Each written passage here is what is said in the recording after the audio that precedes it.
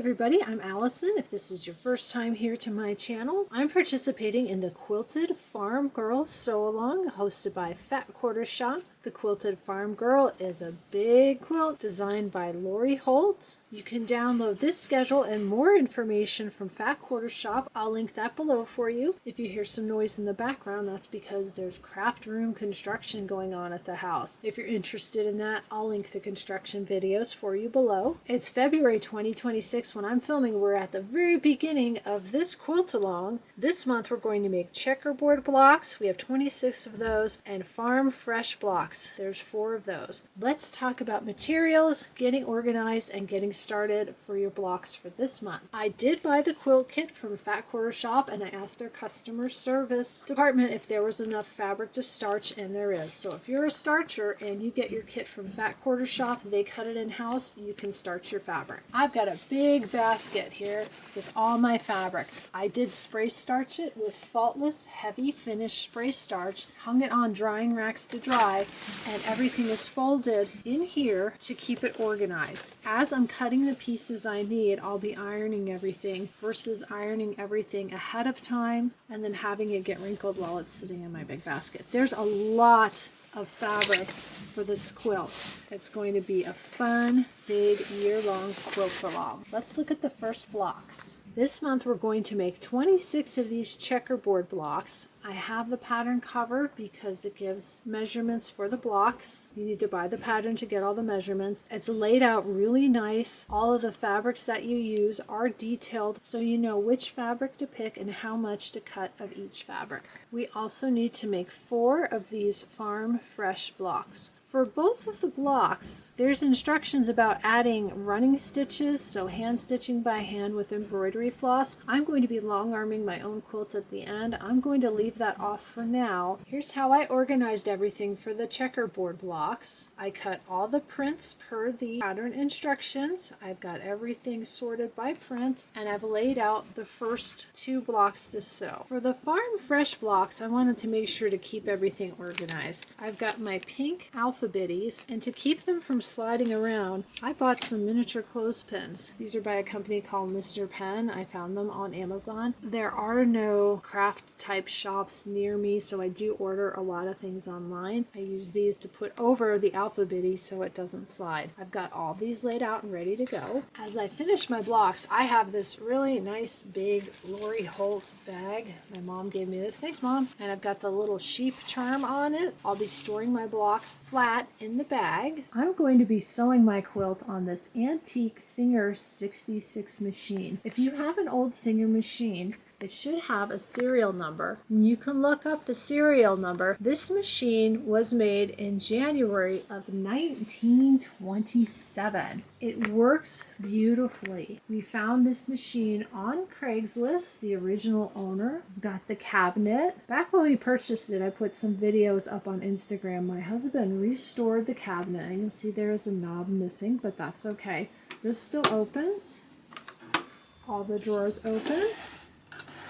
This machine can be used as a treadle, but we have it hooked up right now with electricity. He rewired the electricity. I've got the foot pedal here. Everything's hooked up. It's ready to go. We're going to sew with this machine today. We're at our machine. I've got my blocks ready here to the side. Let's sew a checkerboard block together. I'm using a white Aurifil thread, color number 2021.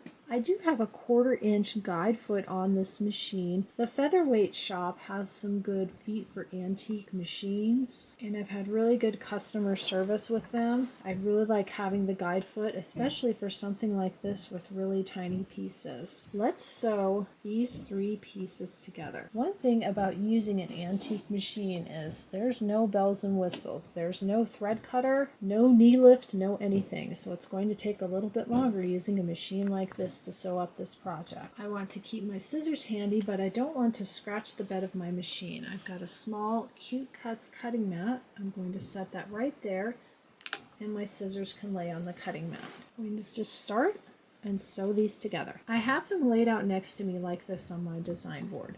We can chain piece the first few together so we don't have to cut threads between everything. Right sides together, 1/4 inch seam allowance. Being careful because these are small pieces. To get the measurements, you do have to buy the pattern. I'll make sure that's linked below. It's available printed and PDF. You'll see lots of scrap fabric as I work with this machine. I call these leaders and enders. It helps save on thread a little bit so I don't have to pull a really long piece, sew my piece, pull extra thread and cut it. I'm going to needle down into that leader and sew that, and then sew our pieces together. Right sides together, 1/4 inch seam allowance. Once you finish sewing the first 2 squares, you move on to the next ones. You don't have to cut the thread in between. They call that chain piecing. Just slide the next one and sew that together. And then we've got our last one right here.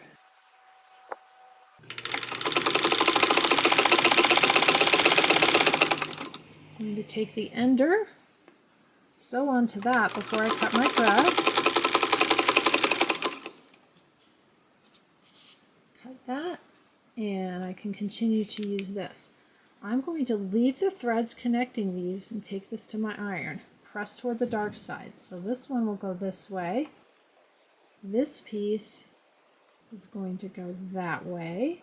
And then the bottom piece will go the same direction as the top piece. I have all my pieces pressed. Let's flip it to the back. You can see how everything is pressed toward the darker color. I'm going to set this down. We need to sew on the next pieces.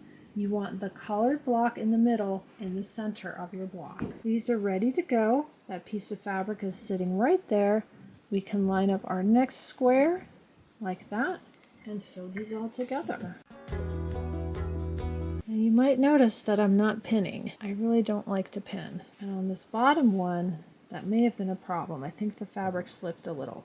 See that? It's a little bit uneven here, but it seems even at the bottom. I'm going to go for it. I'm going to take these over to the ironing board and press out the pieces that I just sewed on, press to the dark side, and then we'll put our block together and we'll see if it comes out straight or crooked. I've got all of my pieces here. This side's really straight, this side's a little off. So what I'm going to do is turn it this way. I'm going to match these up, nest the seams, and sew them together. I am going to go ahead and grab some pins and pin these to make sure I get these straight. I've got these pinned and ready to sew. Let's sew that part together. Let's have a look, see how I did. Open this up, check my seams. Pretty good. This one right here, it's off just a little bit. This one looks great. These are teeny tiny blocks. I'm not unpicking that and resewing it. It's just not going to happen. I'm going to use this quilt. I can't wait to put this quilt on a bed. Sewing and making projects, to me, should be fun and enjoyable, and if I start stressing too much about accuracy, I'm not going to enjoy what I'm doing at all. Let's sew the next side, and then I'll take it to my iron and press it, and we'll see how my block came out. Here's my finished block. You can see it's a little bit uneven. The finished size of the block is in the pattern. I put down a ruler and measured. I actually have a little bit extra all the way around the block. I'll be able to square this up and get it to the exact measurement. Here it is all trimmed up. It looks fantastic. I'm thrilled with it. It came out great. I'm going to set this aside. We have 26 of these to make. I'll make one of the other blocks on camera next, and then at the end I'll show you all my blocks. This block is a little more complicated. We have pieces A through G. Let's step through a block together. These are the blocks we'll be making. We're going to be using the traditional method of making half square triangles, which means I need to remove the guide foot from my sewing machine because that little guide on the side will get in the way. I need to put the regular foot on. Here's the regular foot for the machine. This foot is original to the machine. You can see it has an antique look to it. When we got this machine, all of these parts were in pretty rough shape. My husband actually cleaned and polished everything. I need to put this on the machine. It's really easy to change the feet, and it's a nice big, what they call a thumb screw. No screwdriver required. I lifted the presser foot, loosened, took off the old foot, put on the new foot, nice and tight. We're ready to go. We're going to need some fabric F squares. I'm going to start with one block at a time. You'll be doing this for all of your fabric have squares, but I've got 4 in this print. I'm going to use those. I'm going to put my clip back on that so I don't forget what's what. This color matches up with the G color, that's red. Let's take the clip off my red. I'm going to put it back on the blue. Keep everything organized. These two are going to go together. I'm going to set those aside. We'll use those in a minute. And we're going to be making half square triangles for this block with C, this color. I'm going to set these aside, put my clip back on, and then we'll be using both A and B with fabric C for the half square triangles. A and B are used throughout all of the blocks as the background. I'm just going to set the C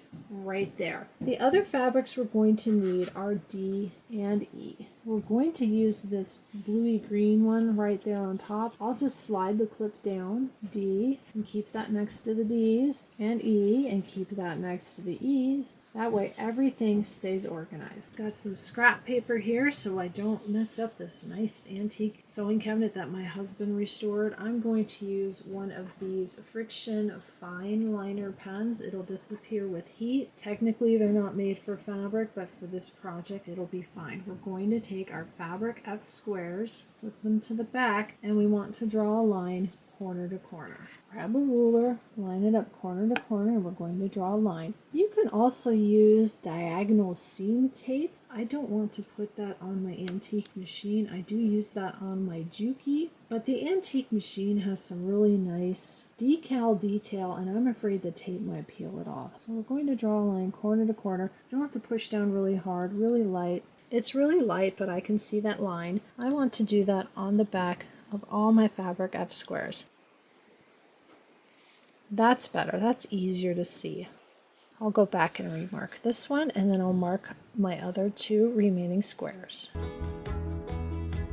If you're using a modern day machine, you probably have a laser, and if you're good eyeballing it, you can just do this corner to corner. Take these 2 squares, right sides together, and you want to sew along that line. These are small pieces. I'm going to go ahead and add a pin, and then I'll pull it out as I sew. You can also pin on either side of the line, and then you don't have to remove a pin, then you're pinning twice. You could pin on one side of the line, anything to hold it in place to keep it accurate. Let's pin on one side of the line. You can pin like this, and then sew, and you don't have to remove the pin as you're sewing. I'm going to match up my other pieces of fabric, and we'll sew along that center line. Let's sew these on the center line. We've got all of our squares. We need to lay these down, and we want to trim a 1/4 inch away from the seam. If you've got a Creative Grids ruler, a lot of them have a 1/4 inch line, really easy to see. You can line that up along where you just stitched, which is corner to corner. You want to trim off the extra. That's this part here. If you like small pieces, you can certainly save this for another project. That's nice and trimmed, and by constructing the half square triangle this way, you'll see we've got an up and a down. When we open it, there's nothing you'll need to trim. I need to trim all of them, and then I'm going to press them all toward the red, toward the dark fabric. It gives you the measurement for your half square triangle, so after you press it, you can check your measurements and square it up if needed. I've got these pressed, and I measured them, and all of mine came out a little bit on the small side. These are going in the very center of our block. We'll be making a pinwheel out of these. I'm going to want to use a scant 1/4 inch seam instead of a full 1/4 inch seam, since they're all a little bit on the small side. I'm still going to put my guide foot back on my machine, since the foot with no guide, the one I'm taking off right now, would be a little bit difficult to sew with. And the needle plate on this machine does not have marks like the needle plates that we're used to on more modern machines. I really feel like I need that guide foot to make sure that I get my scant 1/4 inch seam. The guide foot is back on the machine. What does it mean, scant 1/4 inch? It means not quite that. So not quite a 1/4 inch. When I'm sewing with this guide foot, this is scrap fabric, to get an exact 1/4 inch seam, you slide your fabric right against this guide. Since I know my little fabric shapes are a little bit off, when I go to sew them, I'm going to sew like that. There's a small gap between the foot and my fabric. By doing that, my seam allowance will be the scant 1/4 inch seam, and hopefully that'll account for my blocks being a little on the shorter side. You're going to lay these out like a pinwheel. I'm going to have one like that, one like that, this one here, and then this one here. I'm going to sew these two together. I'll press toward the dark, and then I'll sew the center seam. Let's grab our first two pieces here. Make sure I get them lined up as straight as I can, nice and flat. We'll stitch this with our scant 1/4 inch seam. So instead of bumping my fabric up right against it, I'm just going to scooch it out a little bit. Some people like to make a secondary quilt when they use a machine like this. I could be stitching together, 2.5 inch squares or something to use as the leaders and enders. This project for me is complicated enough. Trying to stitch two things at once honestly will confuse me, so I'm not going to do that. We've got the top and the bottom. They're in the right configuration. I'm going to go ahead and finger press this over to the red like that. I'm going to lay this one on top and finger press it over to the red. That's how these are going to go together. I'll bump these seams together, and I'll go ahead and stitch with that scant 1/4 inch seam. You can see how that's done. I'm going to put a pin there because I haven't pressed it on my iron. I'm just finger pressing. Hold that together. And same thing, scant 1/4 inch seam. Now you can see it's got kind of a curve. This will be interesting when I put it together to see how this comes out.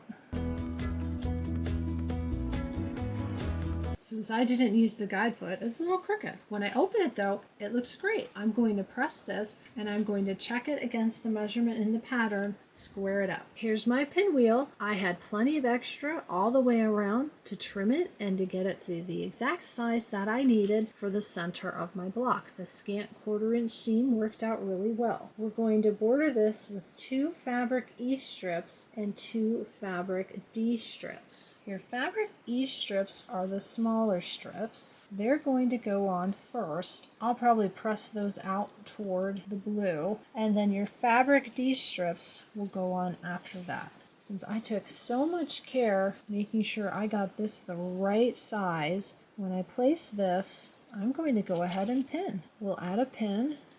It's coming out nice and accurate. I don't want to mess up all the hard work I just did making sure I got the center of this block just right. So we'll lay that out and pin. Now you can see that these are matching up perfectly because these are cut to match the center piece of this block. Looks great. Let me sew those seams.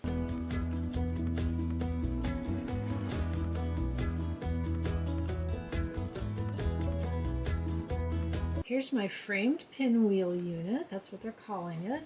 You can see I pressed out toward the little block border pieces, these, and I measured it. It gives you a measurement in the pattern, and I had a little bit extra again all the way around, so I was able to trim this up really accurate. We need to grab some of our fabric C squares. Those are the dark gray for this block. We're going to be drawing a diagonal line on the back of all of these. I switched to a darker marker because I couldn't see the pink on the back. I've drawn all my lines. We're going to make 4 half square triangles with the fabric B background print. So you've got 4 of those, and you'll do 1, 2, 3, 4. Just like we did for the center of the pinwheel, same thing. I'll go ahead and do that off camera. But this piece is a little bit bigger. I'm going to show you something. You'll put them right sides together, and you'll sew right here along the line. If you have time, if you want to do this, then go 1/2 inch over this way, sew another line, and you'll end up with a little tiny half square triangle left over. These are a little small to do that, but it can be kind of fun. I recently put together the Hometown Table Topper kit, and it had much bigger pieces. I ended up with cutoffs that made 3.5 inch squares. It was great. Make 4 of these. I have these cut. These are going to be for the corners of our block. One of them came out really well. The other three all had spots that were a little bit short. You can see the fabric from the back here. That's actually the correct measurement. And then it goes a little short. So I just put clips on them to mark it. That way I can keep track of it as I sew it together. Same thing here. This is nice and straight, but it sort of dips in at the end. The clip will just help me make sure that I sew it in straight. This one was really wonky, but that's okay. We'll work with it. Now we need 4 of our fabric A rectangles. We're going to make flying geese. Let's grab one of these. We'll set the other 3 aside and grab one of your squares that has the line drawn on the back. I'm going to line it up. I'm going to put a pin in it. Make sure this is as straight as I can get it. Put a pin in that. We're going to sew along the line, and then we're going to cut a 1/4 inch away and flip it out and press. Let's do that together since this is our first flying geese block for this quilt. Let's sew along our line. We're going to want to get our ruler, measure a 1/4 inch away, and cut off this part of our block. I've got my cutting mat, piece that's already sewn, and I can actually see my stitch line is not quite on the corner. It's all right, I'm not worried about it. Let's cut off this extra piece, and then we want to go to our iron and press this. I'm going to press it just like that. Here's what that looks like. I'm going to set that down, grab another square, and you want to angle it like this. So the part that has the line drawn is going to go that direction. Let's line that up and pin, matching up our corners and our sides. We'll add the pin. We're going to sew along that seam, trim a 1/4 inch away, and press it. Let's trim that. Got that. I'm going to take this over to the iron and press that. Here's my flying geese block. I need to make 3 more of these. You can trim it to the measurements in the pattern. I did have a little bit sticking up here that needed to be trimmed and a little bit along the bottom. I need to make 3 more. I've got my other 3 flying geese done, so we have 4 total. It's time to lay out our block. Grab all your pieces, grab your book. I've got mine over there. We're going to lay this out and then figure out how we're going to sew the block together. We'll start with our center piece right here, our pinwheel. We have the shorter fabric ease here. Honestly, probably doesn't matter, but I'll lay it out to match the picture exactly. We're going to put our flying geese here, here, and then on the sides, and make sure they're all pointing the same direction. See how they're kind of pointing in? You don't want to accidentally do that. It'll be fine, you know, if you did all 4 like that, and you sewed it together, it's just going to look a little bit different. Per the pattern, we're going to point these in. And then we're going to get our corner pieces. The white points out. These are a little short. You see that? I don't have to worry about that today, but I'll probably want to make myself a note and clip it to this block so I know these are short. When I go to put the whole thing together, I don't mess up. Also, when we're done piecing this, measuring it and evening it up, it may not end up mattering. We're going to point this one this way and this one this way. So I have to watch that one there because this is a little short. When you look at the instructions, it has a sewing top row, middle row, bottom row. It says to press these out this direction, that direction. It has us pressing these in toward the blue and then these out.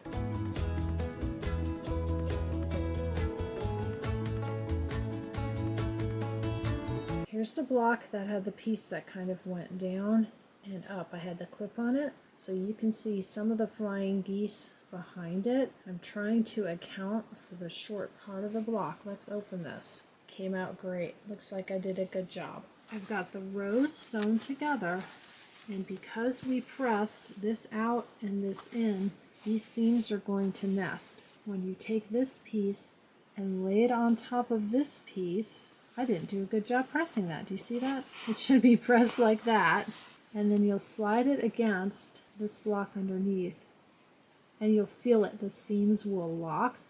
I'm actually going to grab a clip instead of a pin. That's going to help hold those seams together. I really like the quilt clips when I'm working with seams. I seem to do better with them than pins. Some people do well with pins. They'll put it in on one side of the seam and up on the other side. They also make double pronged pins. So it's one pin, but it'll have a piece here, and you can pin it on either side of the seam. Let's flip to the other side. Same thing. I'm going to sew these two seams, and it says to press inward toward the center. I want to measure this block. Do you see how this is off a little bit? In fact, my points don't quite match, but you know, when it's far away, nobody's going to say. I want to measure everything and make sure this is the right finish size. This is a little crooked as well. Trim it up to make sure it's the right size and to clean up all these little threads that are sticking out. Here's my finished Farm Fresh block. It came out great. I had to trim a little bit around the outside, so the part that was short didn't matter because it ended up evening out. I did give it a light spray of spray starch because this is going to sit for months. I don't want it to fray. We're doing a year-long sew-along. I have to make 3 more of these and all my other checkerboard blocks. I'll do that and then I'll come back and show you what they look like. All of my blocks are done. Let's have a block parade.